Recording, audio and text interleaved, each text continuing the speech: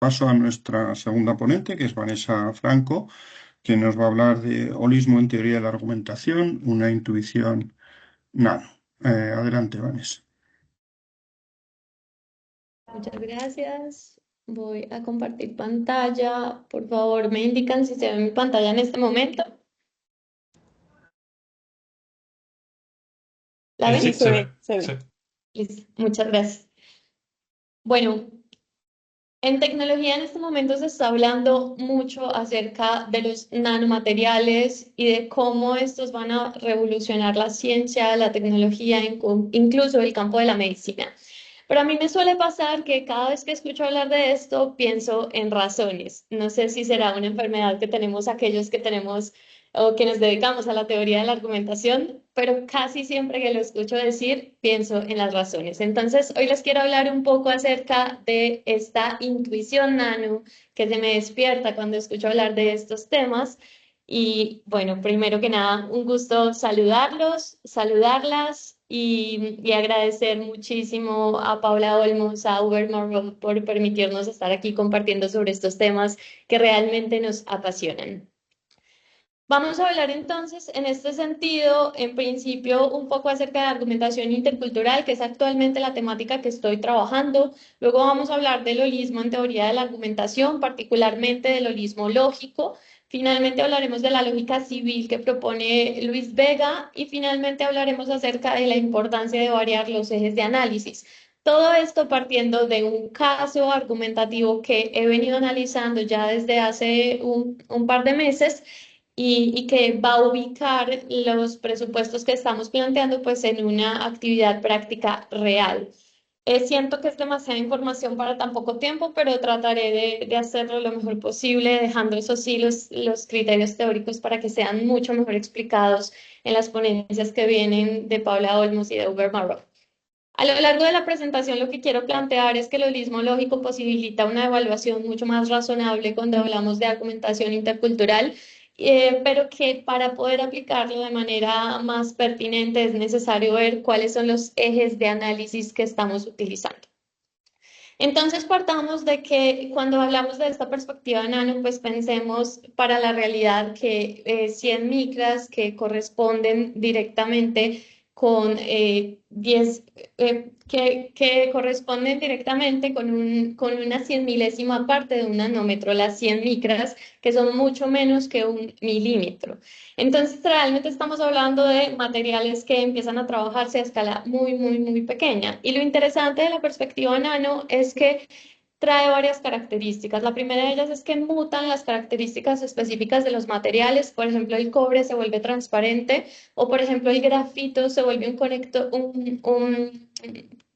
digamos que permite que la energía fluya a través de su materialidad de manera mucho más sólida y mucho más eh, pertinente. Entonces hay unas mutaciones en los materiales que son muy interesantes. Luego desde la nanotecnología también se piensa en sistemas de adhesión que se aplican a través de unos ligandos, lo que permite que finalmente cuando los materiales nano se desarrollan a esta escala, pues creen o consoliden unos sistemas de adaptabilidad a ciertos contextos muy diferentes a los que tienen los materiales manejados a una escala mucho más grande o mucho más amplia. Vamos a pensar esto por un momento, lo vamos a dar un momento de lado, que como les digo es una intuición loca que se me ocurre a mí. Y vamos a hablar entonces de dónde me ubico yo en teoría de la argumentación para al final de de la presentación conectar esto con la intuición nano. Entonces, en teoría de la argumentación, yo trabajo directamente con argumentación jurídica y específicamente gracias a ciertos trabajos que he venido desarrollando en mi país, Colombia, pues he terminado trabajando mucho argumentación intercultural. En Colombia, las comunidades indígenas tienen derecho a decidir sobre sus propios conflictos. De hecho, tienen la posibilidad de tener su propio sistema jurisdiccional, si se le quiere llamar así. la jurisdicción especial indígena que está garantizada por el artículo 246 de la Constitución indígena de la Constitución Política de Colombia. Entonces, lo que suele pasar, gracias a esta prerrogativa que tienen estas comunidades, es que se generen una serie de conflictos de competencia, porque hay en ocasiones conflictos en los que hay un juez del sistema ordinario que quiere decidir sobre ese conflicto y hay un juez indígena que también quiere tomar la decisión. Estos conflictos los resuelve la Corte Constitucional de Colombia y sobre todo nos muestran que cuando nosotros hablamos de argumentación intercultural, no estamos hablando de un elemento imaginario que queramos discutir en los congresos, sino que realmente tienen un impacto real en la vida de las personas, estas posibilidades que da argumentar entre culturas. Y creo que por eso se justifica que lo estudiemos desde la teoría de la argumentación, porque finalmente desde esta teoría es que podemos decir o que podemos plantear criterios de evaluación que sean lo suficientemente razonables para también mantener los derechos especiales que estas culturas han venido ganando a lo largo de la historia. Ahora, el caso que les quiero desarrollar o que les quiero plantear tuvo lugar en el auto 1838 de 2023. Fue un caso en el que esta persona de la izquierda, un hombre de una comunidad indígena, pues intenta asesinar a 4 mujeres, tiene éxito con 2 de ellas, por lo que se le imputan los cargos de feminicidio agravado, manufactura y tráfico de armas y finalmente concierto para delinquir.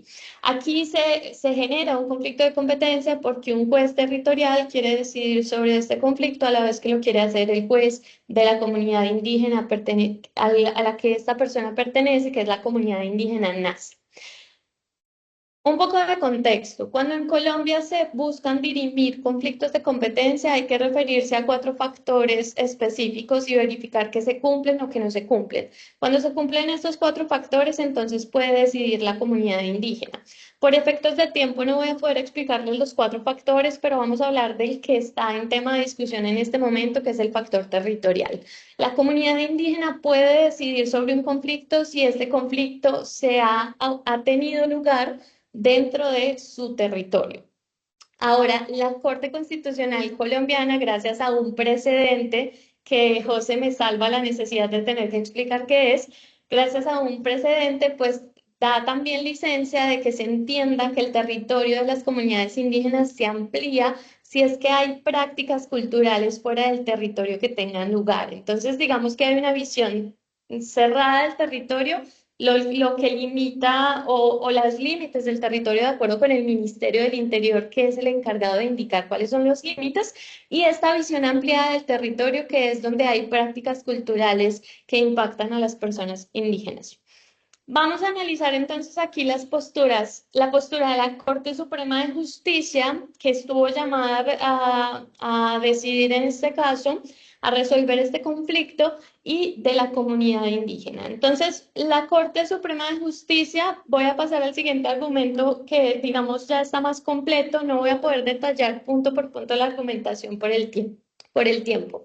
Entonces, la Corte Suprema de Justicia nos está indicando que el gobernador de resguardo, que es básicamente la autoridad de la comunidad indígena, señaló que el límite del resguardo es de 98 hectáreas y que a esas 98 hectáreas se le añade un globo territorial de 1.614 hectáreas y pues que esto realmente no está directamente conectado con la vereda Esmeralda del municipio del Place. Por tanto, el resguardo o la comunidad indígena no se encuentra en el territorio donde ocurrió el conflicto y por ende pues se considera que no se cumple el factor territorial.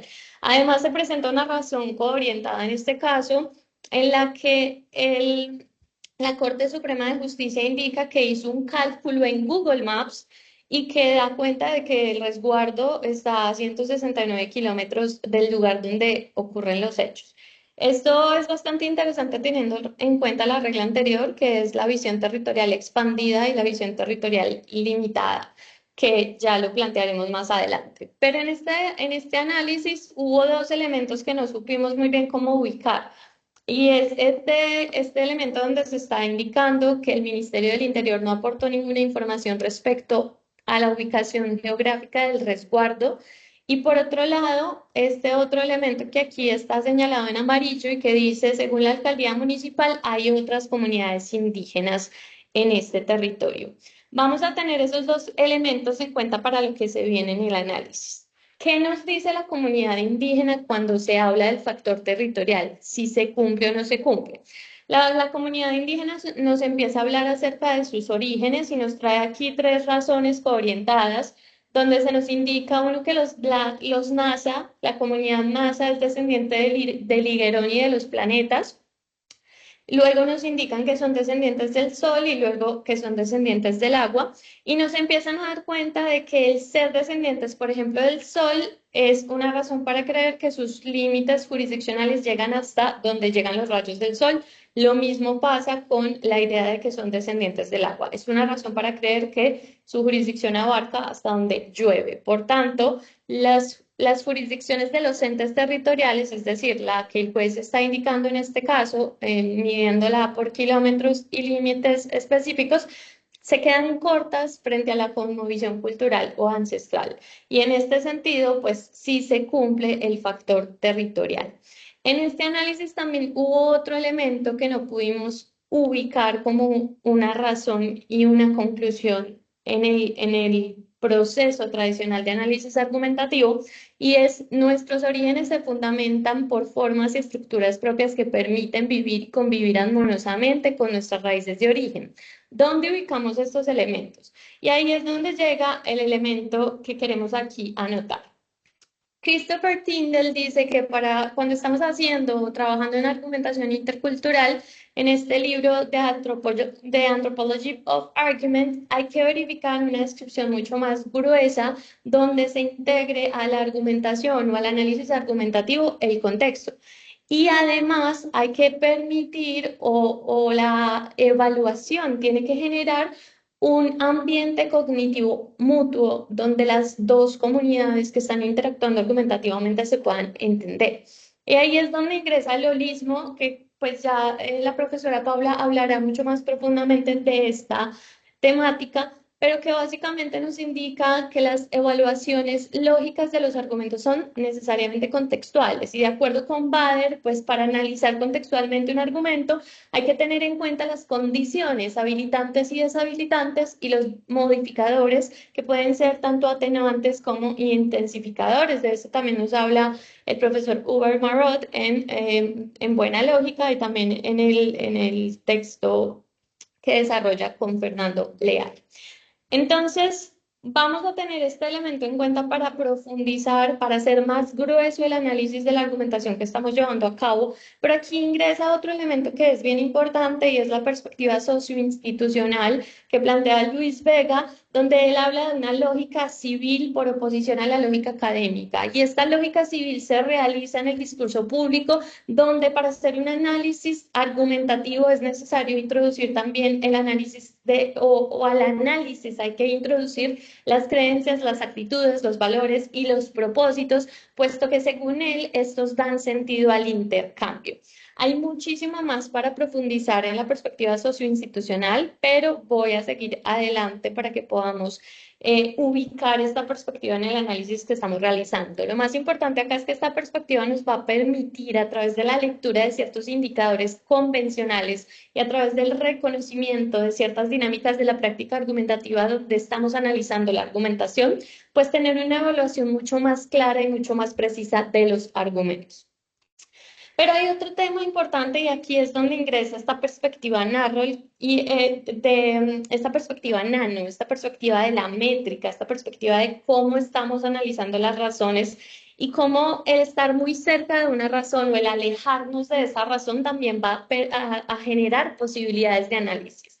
Y es que traemos a colación este artículo de Harrell donde él está reconstruyendo la estructura de un debate basándose precisamente en el análisis que hicieron del debate de Russell y Compleson, Uber Marraud y Fernando Leal. Y él plantea que todavía no hay un diagrama que permita ver la estructura compleja de un debate. Aquí tenemos pues varios ejemplos de analizar un argumento en particular. Aquí por un lado hay una propuesta de cómo analizar un debate completo, que es esta como en espiral, donde si uno le da clic, pues, o es la idea de Harvard que debería poderse ver, ¿cierto? Si uno le da clic a una de las partes del debate, pues que aparezca el análisis de la razón puntual. Y es que entendamos que cuando nosotros estamos analizando argumentaciones, verificamos razones, como esa dimensión nano de la argumentación, pero luego esas razones constituyen un argumento, ese argumento constituye una argumentación, esa argumentación interactúa en un debate con otra argumentación y luego todo eso está en el marco de una práctica argumentativa. Entonces aquí hay diferentes focos de cercanía y de distancia, pero también digamos que se vincula este detalle de la nanotecnología que estábamos planteando al principio y es que entre más cerca estamos, hay unas funcionalidades de las razones y cuando nos alejamos hay otras funcionalidades de las razones, o por lo menos esa es la intuición que aquí vengo a proponer. Entonces, creo que es muy importante introducir en el proceso del holismo esta idea de la métrica de las razones, entendiendo que cuando nosotros vemos las razones que constituyen una argumentación, por procesos de encadenamiento, por procesos de coorientación, incluso en el marco de la metaargumentación, estas razones empiezan como a sumarse las unas a las otras, así como pasaba con la nanotecnología y los ligandos, y pues finalmente estas razones llevan a construir conclusiones diferentes o van creciendo o digamos que una razón se conecta a través de un conector argumentativo con una conclusión y luego todo este bloque puede convertirse en una razón para otra conclusión y así vamos sumando razones para generar conclusiones más grandes. Y yo creo que en las prácticas argumentativas, pues realmente eso pasa y genera las reglas, sí. De acuerdo, 5 minutos. Y bueno, vamos a ver, pero aparte de esta idea que es muy básica en la teoría de la argumentación, hay razones que se constituyen luego en conclusiones para otras razones, pues finalmente cuando integramos la perspectiva del holismo con las condiciones y los modificadores, yo veo esto como un dispositivo que funciona como llevándonos desde la argumentación hacia la práctica argumentativa. Y cuando entramos en este sistema nos damos cuenta de que las prácticas argumentativas están dentro del marco de una perspectiva institucional. Yo no sé hasta qué punto, la verdad, no creo que pueda salir ninguna práctica de esta perspectiva. Creo que al final estamos como en una gran semiósfera, de acuerdo con la postura de Yuri Lotman, donde habitan otras semiósferas, otras esferas de sentido. Entonces, para poder llevar este pensamiento de la métrica de las razones al análisis argumentativo, a la teoría de la argumentación, pues vuelvo un poco a lo que estaba planteando Tyndall en The Anthropology of Argument, y él cita precisamente a Pinto, donde habla precisamente de que es muy importante hacer esas consideraciones contextuales, pero trae a colación un método que se llama el método venático, que básicamente es un método de hacer cacería de sentido, que es donde ingresan las condiciones y modificadores, como que nos permiten hacer esos saltos a prácticas argumentativas y encontrar el margen de sentido mucho más allá de la propia argumentación que estamos analizando, porque hay que entender que cuando argumentamos interculturalmente, pues no solo está la perspectiva socioinstitucional de una cultura, sino que están la perspectiva socioinstitucional de otra cultura y dentro de eso la práctica argumentativa que para la cultura occidental va a ser el derecho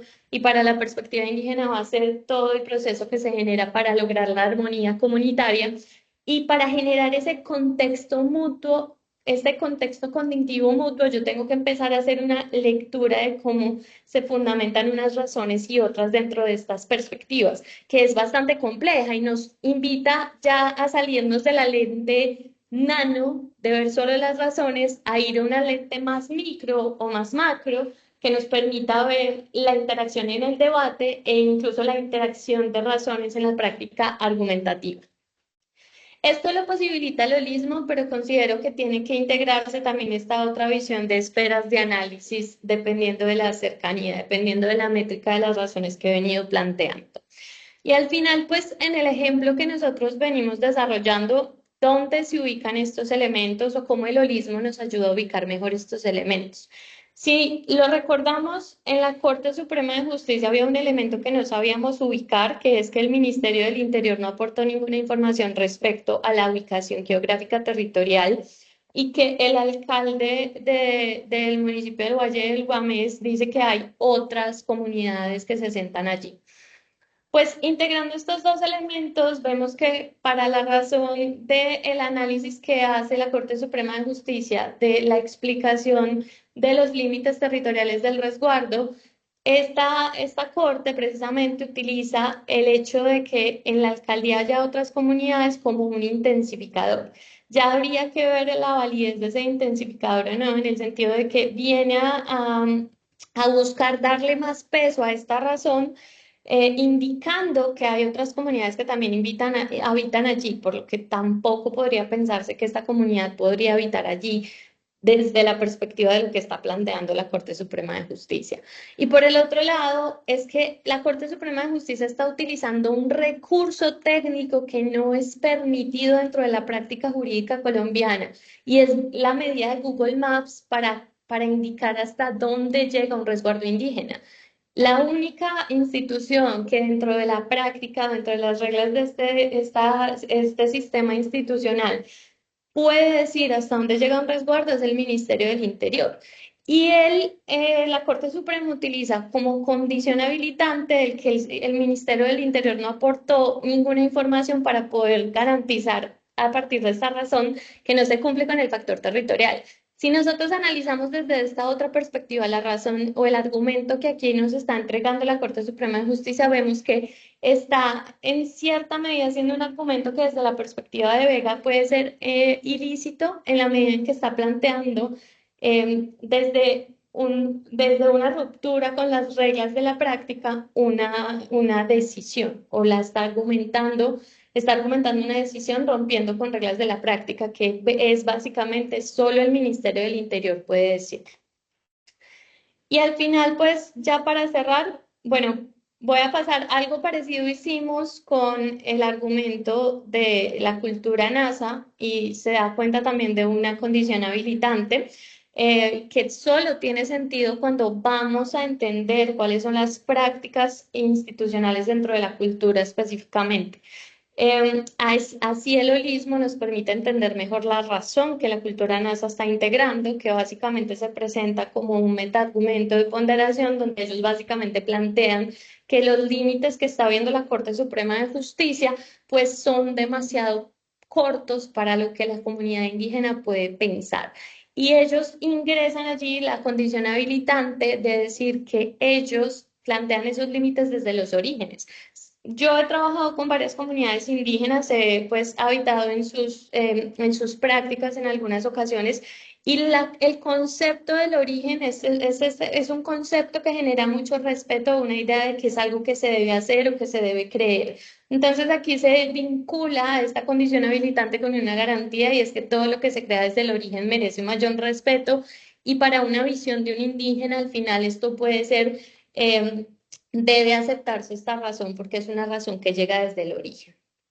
Como les decía, pues esta es una intuición que se me genera, que quería compartir en estos talleres, aprovechando esto que tenemos la oportunidad de discutirla y de pensarla. Creo efectivamente que el holismo ayuda a entender mejor las razones, pero que la métrica de las razones tiene que empezar a tener una participación para poder hacer esos zoom in y zoom out que son necesarios cuando tú quieres pasar de analizar una razón puntual a analizar un debate o analizar cómo esto funciona en la práctica argumentativa. Porque ambos argumentos, desde el análisis que hicimos, tienen problemas de licitud desde la perspectiva de Vega, pero efectivamente, pues hay una injusticia en este sentido epistémico, es que se decide en contra de la comunidad indígena. Yo no quiero defender que la comunidad indígena tenía razón, pero también es claro que la forma en la que sustenta su argumentación la Corte Suprema de Justicia rompe con ciertos criterios de la práctica que ellos, digamos, no estarían tan dispuestos a romper si estuvieran argumentando frente a otro tipo de persona o frente a otro tipo de comunidad. Muchísimas gracias y espero pues no haber ido demasiado rápido. Muy bien, muchas gracias, Vanessa. Tenemos 6 minutos para preguntas, lo cual significa dos preguntas. Eh, así que, Cristian, sin perder más tiempo, adelante. Sí, muchísimas gracias, Vanessa. Me gusta mucho tu idea, tu trabajo, realmente. Te pregunto respecto, para que elabore un poco más la idea de la métrica de las razones, que me gusta el concepto. Mira, las métricas, cualquier métrica, la métrica del metro, Ujú. tiene unidades discretas. El metro, el centímetro, el milímetro, el kilómetro. ¿Cuál podrían ser las unidades discretas dentro de la cadena de las razones? Esa es una pregunta para pensar. Y lo otro, Sí, en una diapositiva que mostraste, colocabas el derecho y la armonía sí, como prácticas institucionales distintas, sí, ¿cierto? sí, Bueno, sí. para mí son prácticas totalmente iguales. Ambas son prácticas normativas. El derecho sanciona lo que se puede y no se puede hacer y distingue quién controla las prácticas de la gente dentro de una comunidad que viola las reglas del derecho. Ajá. Y en el grupo cultural que has analizado muy bien, porque no tengo ninguna observación en el argumento, también hay una forma de juzgar las prácticas que son incorrectas. Por lo tanto, son prácticas normativas. Entonces son iguales. Y si son iguales no hay diferencia, entonces no hay una distancia en la métrica. No sé si se explica mi punto.